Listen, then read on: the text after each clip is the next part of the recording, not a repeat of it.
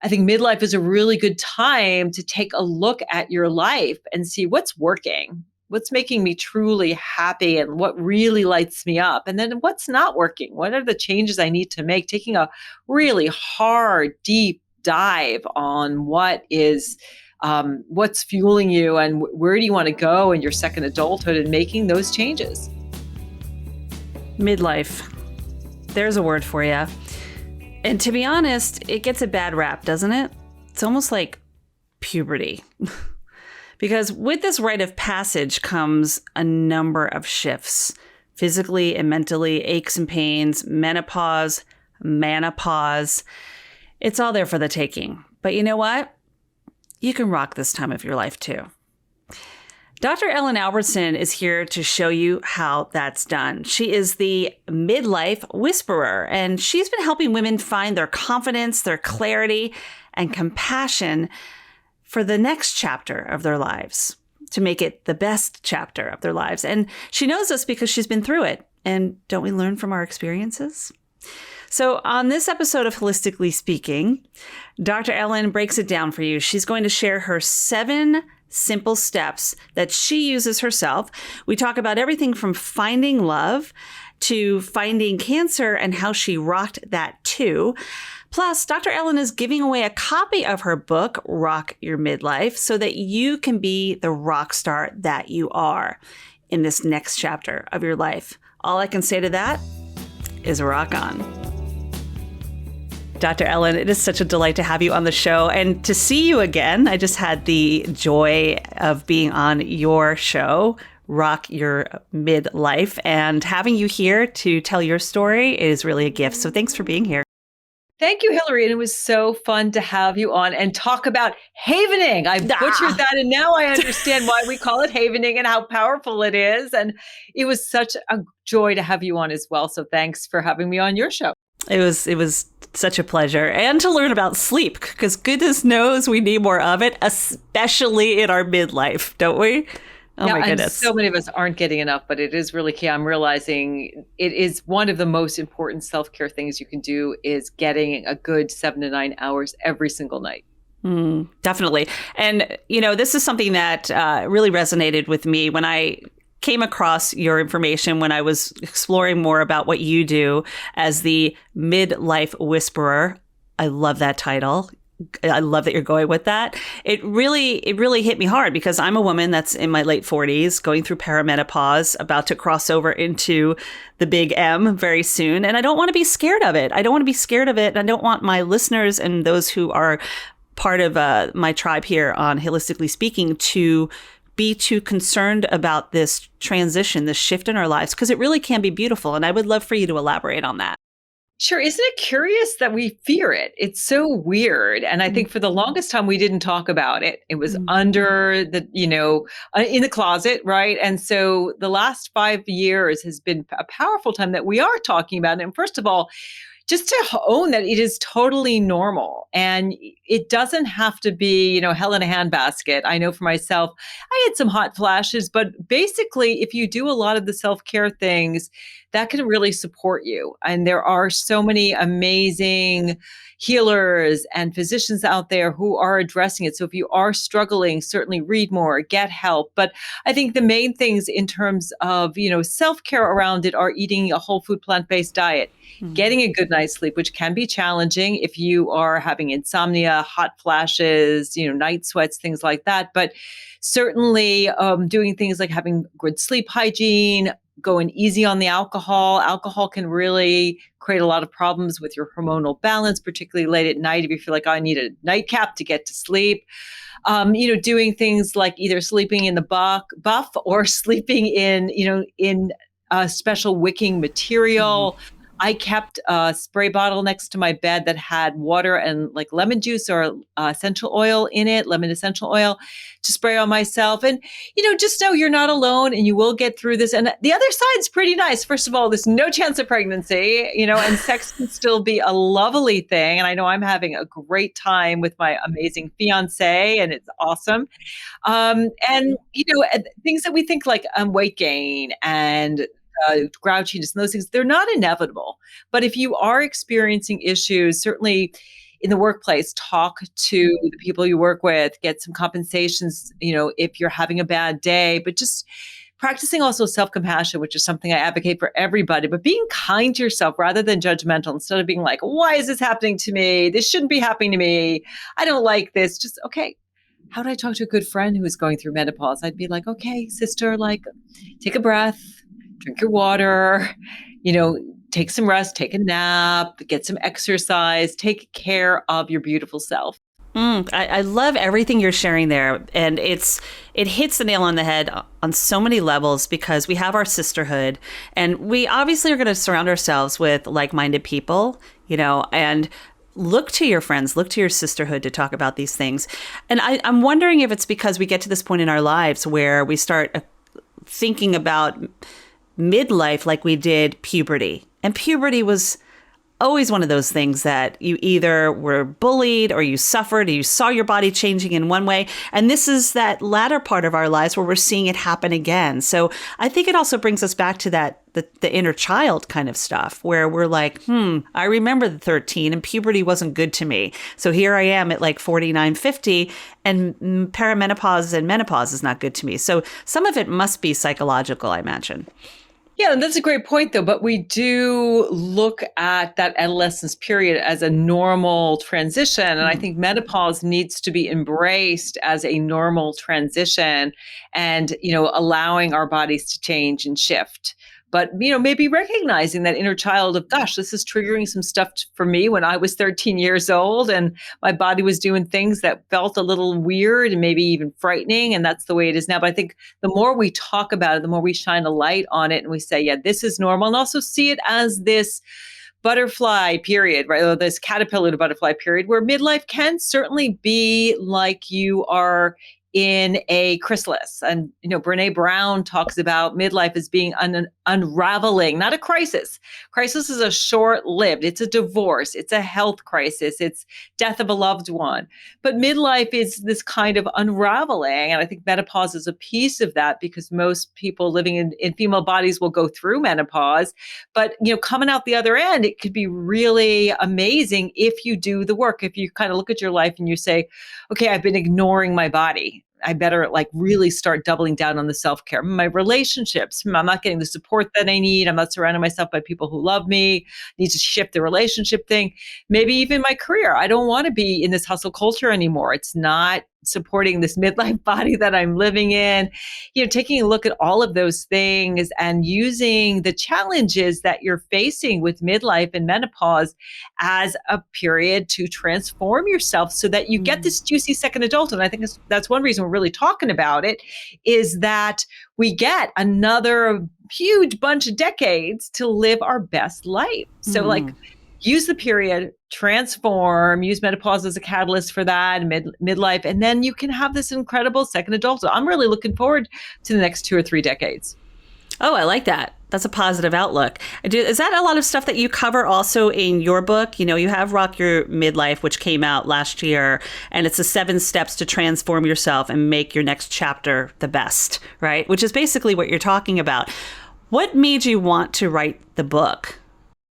Well, 3 reasons. First of all, when you Google midlife, it is conjoined with crisis. You put in a thesaurus and what comes up is the wrong side of 40. And I'm like, wait, this dialogue, this storyline that we've been fed largely by the media who, I was looking at a advertisement today in the New York Times for shoes. And I'm like, I really like this shoe brand, but why are they showing me all 20 somethings? You know how often I was in New York City a couple of weeks ago and I saw no people at midlife selling me stuff. It was all young people, and young people can't afford the stuff, those of us who can and want it. So, part of it is we've been fed the storyline that midlife is bad. It's wrong. It's something to be dreaded. And I totally disagree with that. I'm having the best time of my life. So that's number one.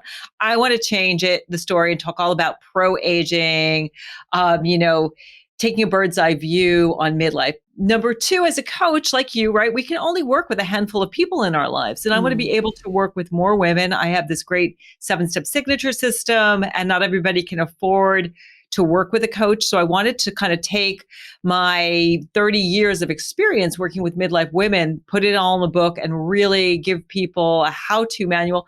And number three, I also wanted to share my experience. Having gone through midlife, I'm almost 60 now. You're looking at 50. I'm looking at 60.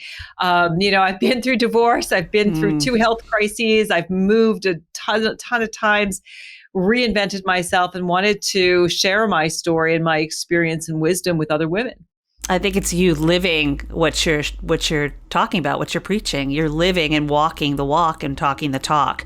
You're rocking your midlife, right? So there are a lot of ways that your own story is, well, as what is it? Brene, I think, said this, that your own story can be someone else's survival guide, right? So when people see that you're going through something and you've been through it and you're offering them kind of like guidance in that way, like you said, if they can't afford the one-on-one coaching with us, it gives them a means to be able to tap in, take their time, read through it, process it, and maybe even make it part of a book club. Have you had women that have done that?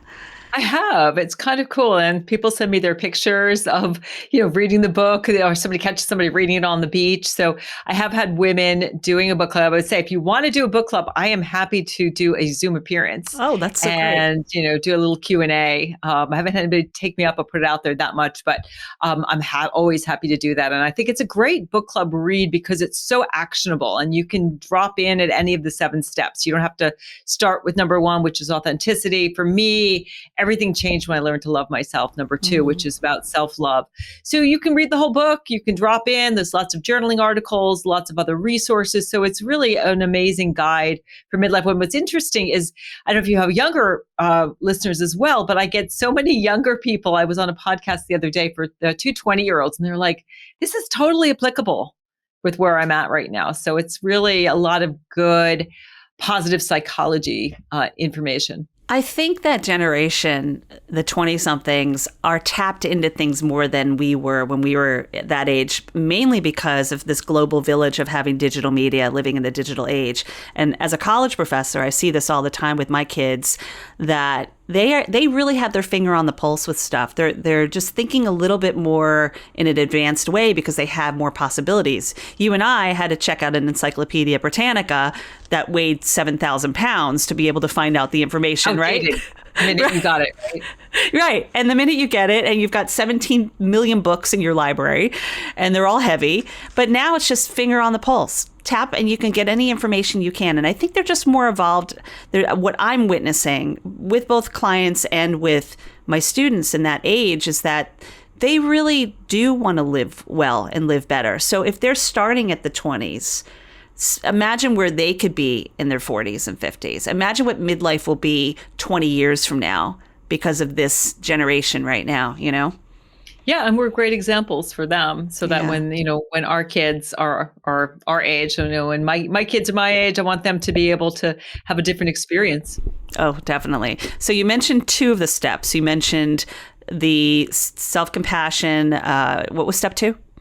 Step 2 is love yourself. So step 1 is know yourself. So that's, you've got to know yourself, because if you don't know yourself, how the heck are you supposed to create an amazing midlife that jibes with who you truly are? So it's know yourself, and then it's love yourself. And in that chapter, I really talk about something called self-compassion, which is kind of the how of self-love. It's essentially treating yourself the way you would a good friend. As we should. And I equate that to kind of what I talk about with the hug it out theory, which is like, you have to really embrace yourself. If you can't embrace yourself and love yourself, like you say, how can you possibly share that in the world if you're not giving it to the vehicle first, right? So you had those 2 steps. What can you share the other 5? Sure. And the third one is energize yourself. So that's really where I take my expertise as a registered dietitian, as a health and wellness coach, really sharing with midlife women the best way to be energized. So really, it's a whole food, plant-based diet. We need more protein after 50.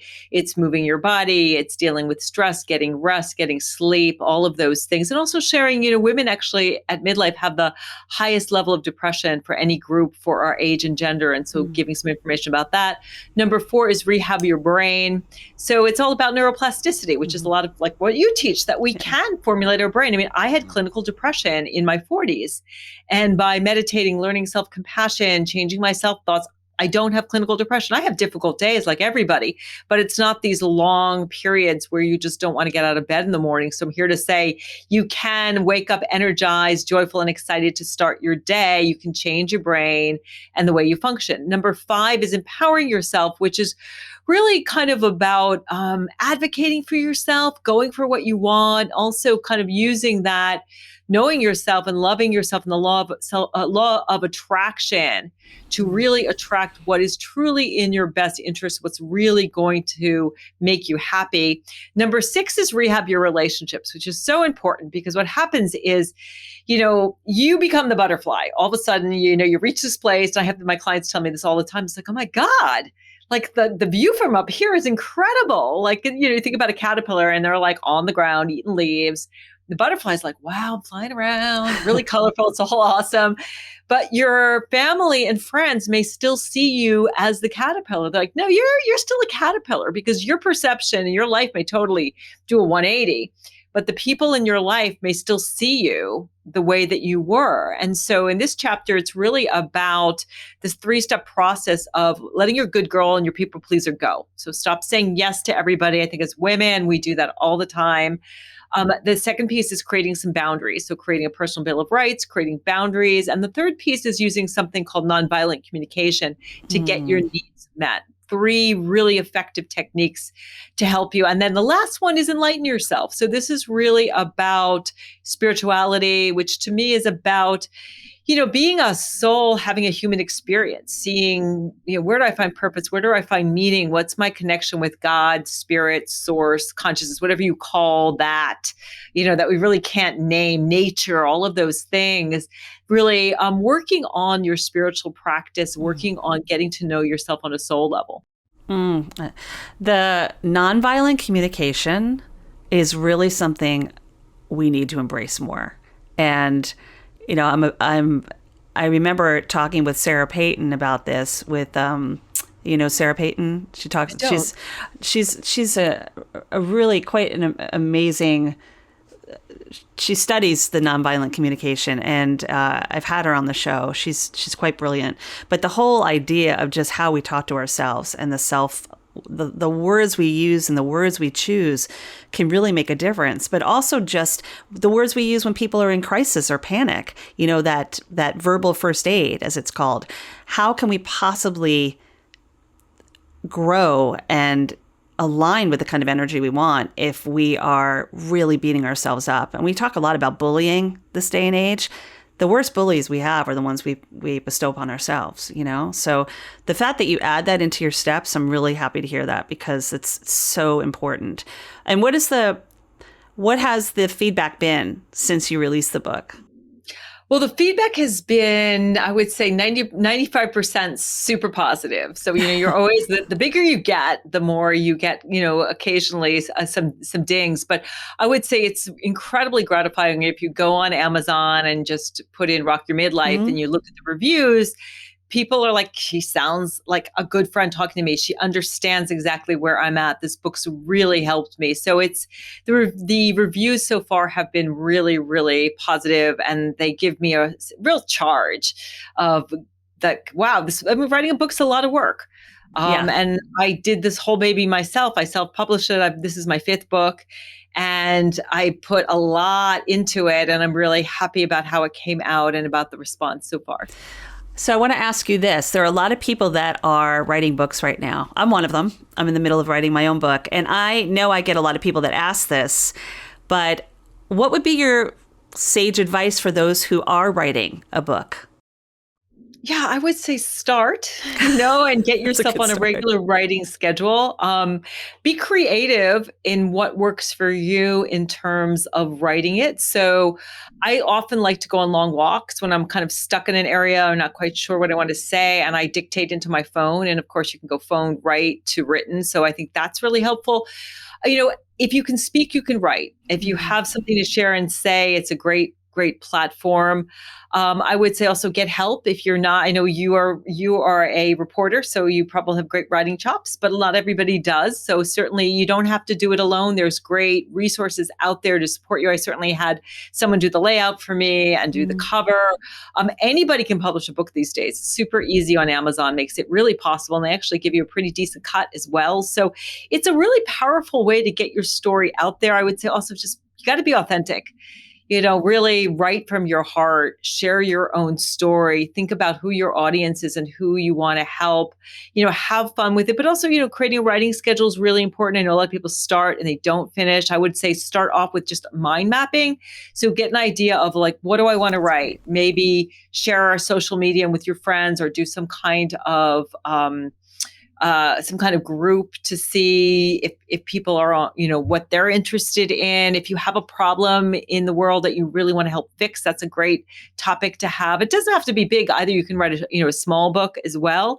But yeah, just start. And another thing that's really powerful is morning pages. So this is something that Julie Cameron, who's written The Artist's Way, has a great book out there. We're all creative beings. It goes back to sort of my spirituality section of my book, but creativity and spirituality really kind of go hand in hand. So it's just great to do 2 to 3 pages every, if you can do it every morning, that's a great way to free the writer, the creative within. Yeah. Love the morning pages.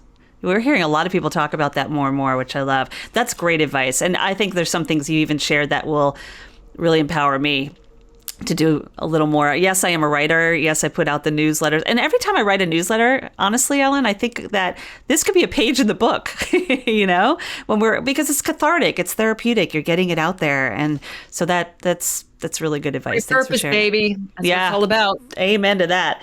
So I want to just take a moment and say thank you for being here. For those of you that are listening, if you kind of scooted through the beginning, Dr. Ellen Albertson is here talking about rocking your midlife. And here's the cool thing. Dr. Ellen has agreed to give away a copy of her book. So I'm going to put all of that out there on the listen notes so that you can figure out how we're going to do that.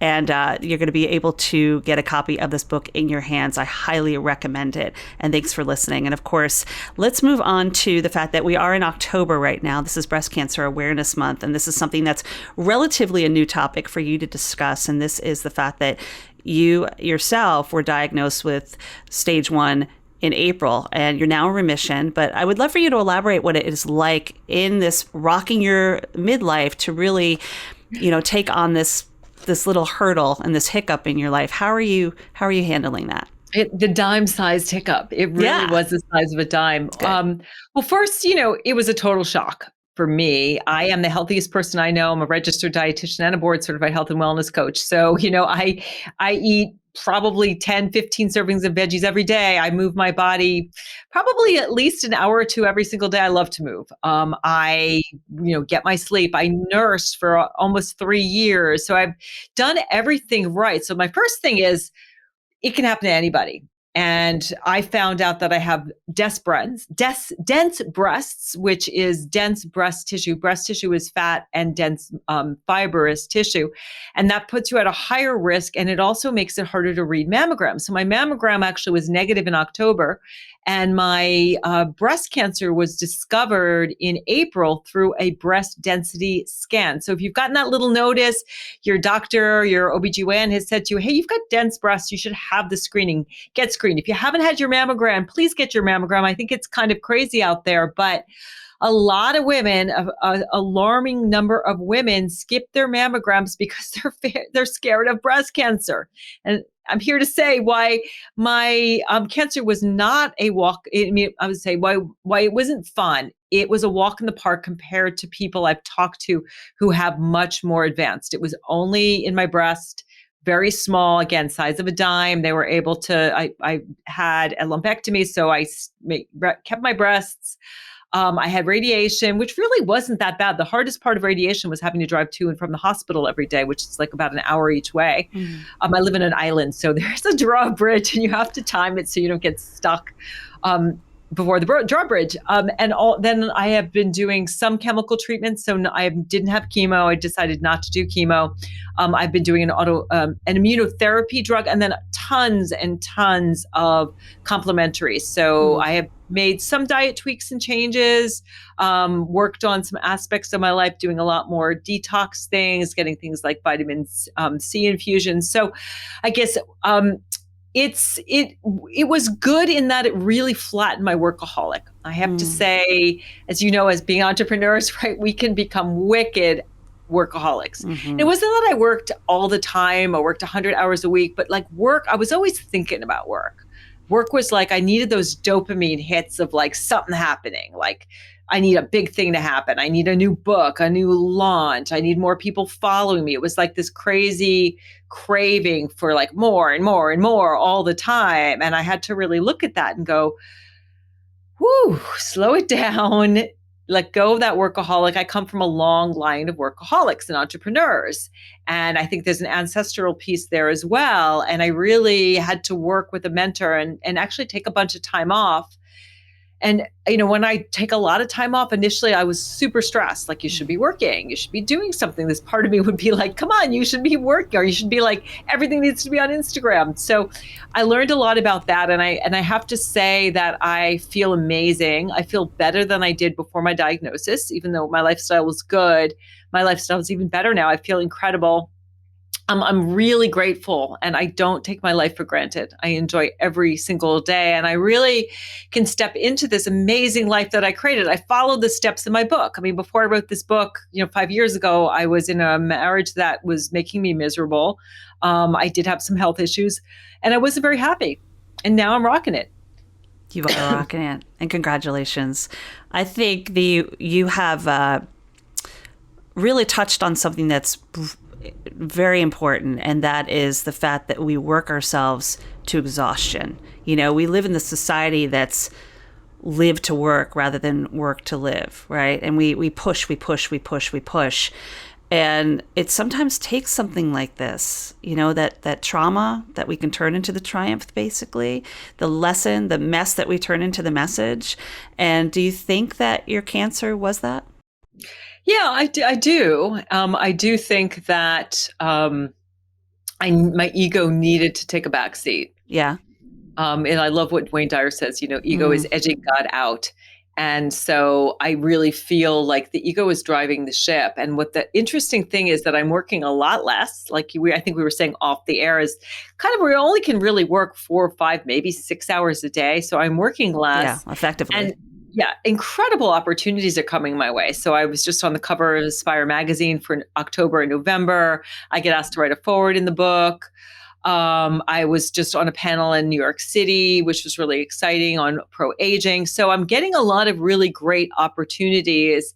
And I am just, when you have that diagnosis, you realize the role that stress and this hustle culture plays in contributing to the dis-ease. And so I don't allow myself to get stressed out anymore. If I get upset and worked up, then it's like, wait a minute, you can't go into that old pattern anymore, because my life really does depend on it. I also found out that I have a BRCA mutation, which is the BRCA is a gene. And when there is a mutation, it increases your risk of cancer. So I have a 50% chance of getting, statistically, of getting another breast cancer diagnosis, a higher risk of other cancers like ovarian cancer. So yeah, it definitely was a wake-up call for me, and an opportunity to share with more women to, find joy, like now, like don't put it off. When you read books like The Regrets of Dying, right? They're like, I wish I'd made more money. I wish I had worked harder. They're all like, God, I wish I'd made time for my friends and my family.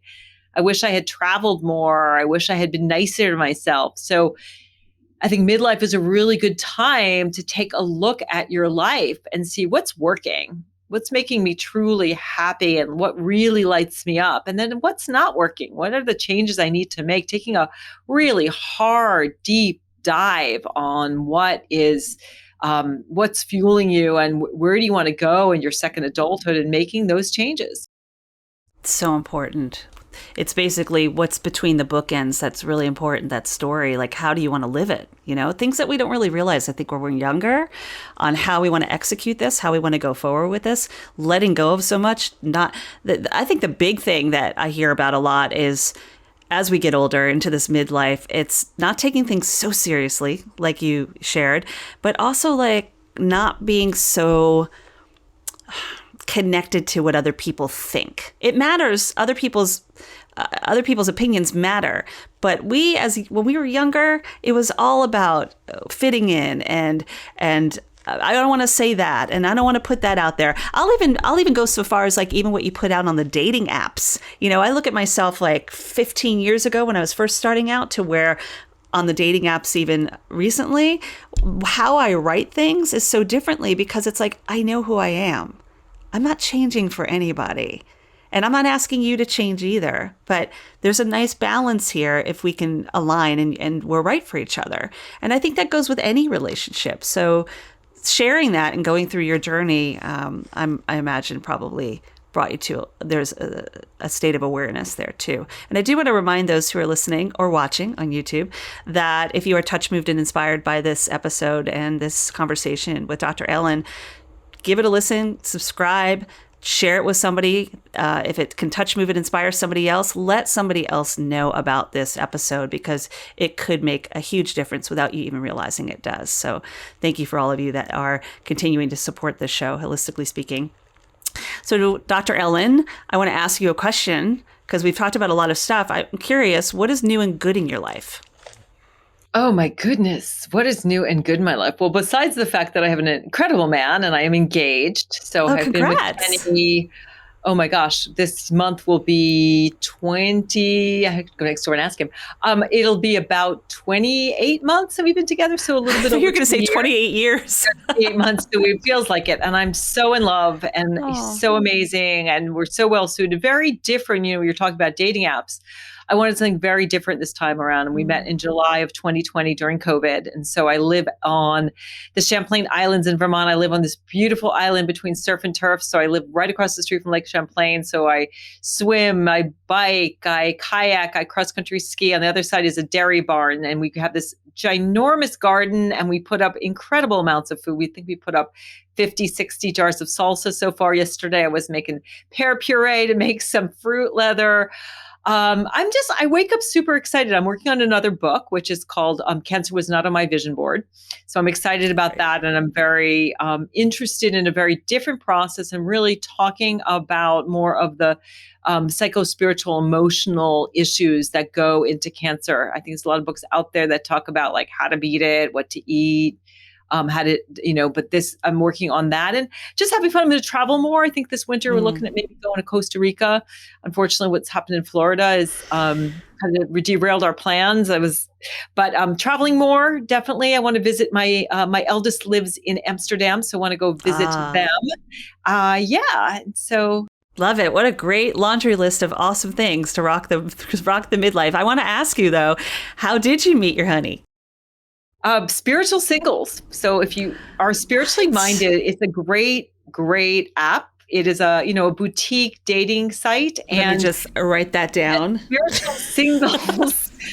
Because it was so funny. I went on, I had gotten divorced. I spent some time with a Rebound Guy. And then I was like, time to leave Rebound Guy and go out on my own. And I did match, but unfortunately for some reason, I was a male looking for female and I couldn't change it. And it matches so overwhelming. And I would just Google, like, there must be like, where do you go if you're spiritually inclined? And you're looking for somebody. And I have to say, I didn't even answer anybody's ads. It was like, I got just like waves and waves of incredible men, met 3 Aquarius engineers. So clearly the universe was like, do the Aquarius engineer. And I would say the other thing I was doing is something called finding your destination vibration, which I talk about in Rock Your Midlife. And what you do with that is you visualize a time in your life where you were supremely, fill in the blanks of whatever emotion you want. Well, for me, it was joy. Like joy is my favorite emotion. Maybe joy, maybe happiness, contentment, confidence, whatever it is. And maybe that's just seeing yourself walking on a beach. For me, it was dancing, because to me, dancing is a metaphor. I love to dance, and dancing is a metaphor. You can go to the Midlife Whisperer on Instagram and see me dancing occasionally. but it was a metaphor for having more joy in my life. So I would see myself dancing when I was 5 and 6 as a kid, and then in my 20s. And then I feel like I attracted Kenny because I had this joyful energy. And of course, he loves to dance. And he's a great dancer, and he's just yummy. And he's smart. He's spiritual. He's supportive. The man would do anything for me. He's successful. And so it's just, but we both have so much, give each other so much space. And at midlife, you're not thinking about like, getting the house, having the kids. So midlife romance is really, I'm finding it very very freeing, very fun, very sexy. And actually another thing that is on my list is this time next year, as we're looking into winter, I want to get an RV and I want to have my book and go on a book tour and travel across the country with my man in an RV.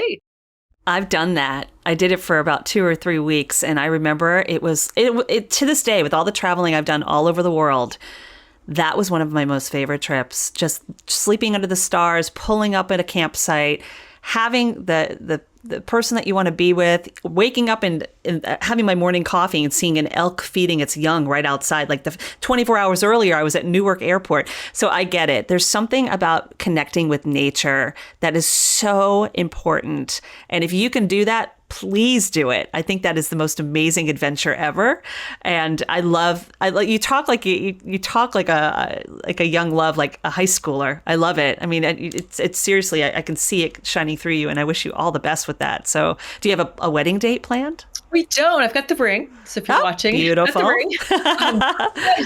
At midlife, I think with COVID and also you also have to think of some financial things, like does it make sense from a tax perspective, things like that. I mean, we feel like we're married and I call him my husband, even though it's interesting because I don't think of him as my husband because I have sort of these we were talking about sort of trauma to triumph. Mm-hmm. And so I don't associate this relationship is so different. It's a completely different animal than my first marriage. Yeah.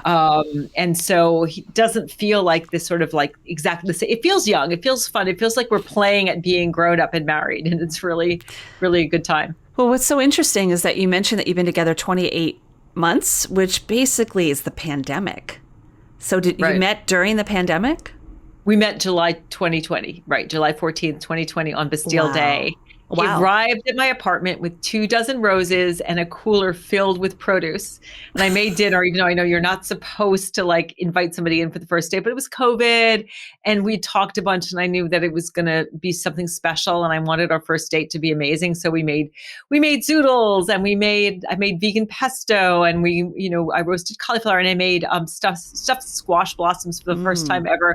Very ambitious menu, but it won him over and we have been together ever since. Yeah. Second date, we went to my friend's wedding, she was having an outside second wedding, but it was like, had all my friends check him out and they're like, yep. Yeah, that's the true test. The seal of approval. Were you living up there at the time? I was living in Burlington. So you were still in Vermont. Yeah. And when I rolled up, the theme, then saw his place, which is now my place for the first time, the theme song from Gone with the Wind was going on in my mind. I was like, what? I was a little worried about feeling isolated up here, but I met great friends and Burlington's not very far. So I don't feel isolated at all. And talking about nature, I mean, we have like deer just literally. We won't want them close to the garden, but we've got a border collie. But I mean, I see deer every day. I see eagles, geese. I mean, the geese fly right over. We have tons of migrating birds. And the former owner was a florist. So it's like fireworks all spring, summer into fall with beautiful blossoms. So especially this time with the peak season, it must be spectacular. Okay. We've shared a lot here. I love this. I love everything you're sharing. And I love that you share a little bit more about your personal side as well, just with the relationship, because I think this is a time in our lives where we do see a lot of the divorces happening, a lot of the empty nests happening, a lot of people that are having that huge transition, not just in their personal well-being, but also in the relationships around them. And I think you mentioned that earlier. It's like aligning with who you want to be with. And I've been through the divorce as well. I totally get it. And I think the relationships that are around me in this time in my life are completely different. aside from those who have been there the whole ride because they've just always been a part of the tribe, the Moai, right? But I want to ask you a couple questions. I do this with my guests, but first I want to mention to folks that Dr. Ellen is graciously giving away a copy of her book, Rock Your Midlife. And I keep wanting to say midwife. I have to talk very carefully when I'm saying it. Rock Your Midlife. Don't rock your midwife. Please don't. But we're going to be giving away a copy of that book. And she's also giving away a freebie, which I love this, 10 tips to rock your midlife. And that'll all be available on the podcast page and in the listen notes, wherever you're listening or watching this podcast. But here we go. I want to ask you some questions. I usually do this with my guests towards the end. And we're going to do a little rapid fire. So I've written down a number of words that you've mentioned during our conversation. I'm going to take a brief pause, let you think about it. And you're just going to come back in rapid fire word association. Come back with the first word that comes to mind. All right. All right. Are you ready? Yeah. All right. Here we go.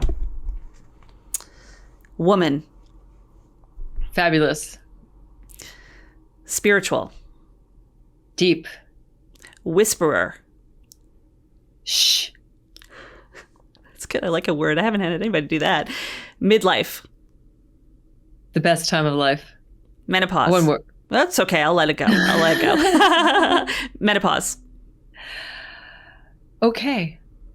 Perimenopause. Through. Author.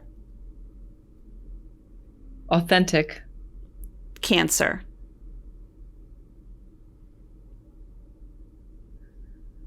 Strength.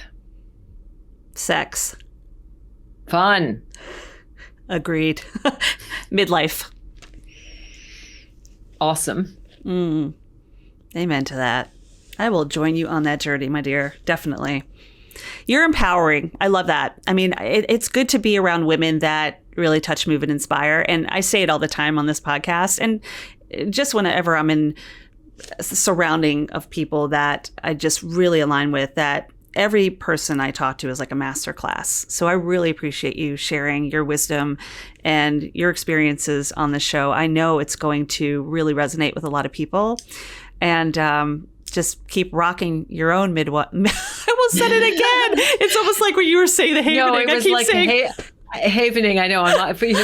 But we need to get a good night's sleep so that we can process the information. Oh my gosh. Do it the next day, right? It's just, it's all good. And we just have to be easy on ourselves, right? We just have to be easy on ourselves. So that's the way. We will continue to rock our midlife.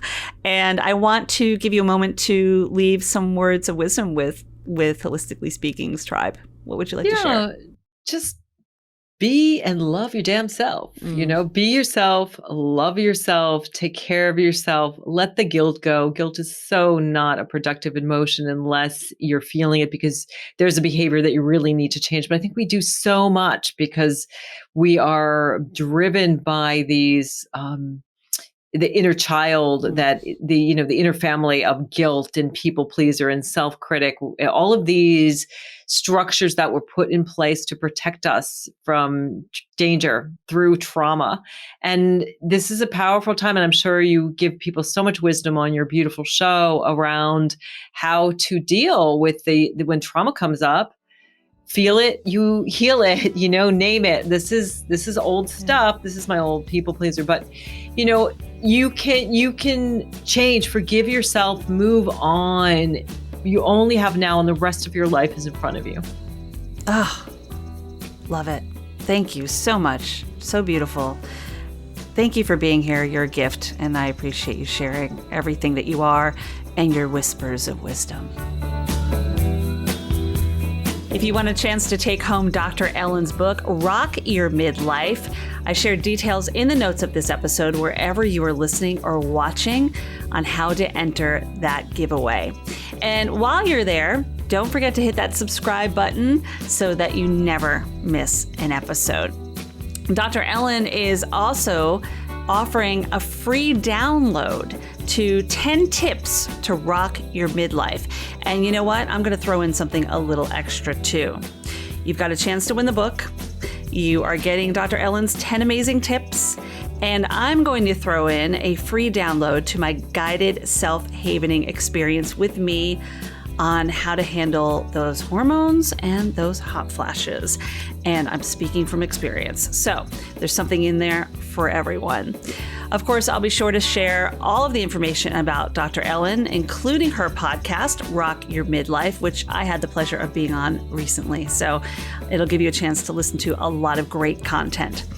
Special thanks to my team at 2 Market Media, as well as Lipbone Redding, who is the music behind this show. And if you're thinking of starting your own podcast, give Squadcast a try. Just use the special link that is in my podcast notes for a free 7-day trial. You got nothing to lose.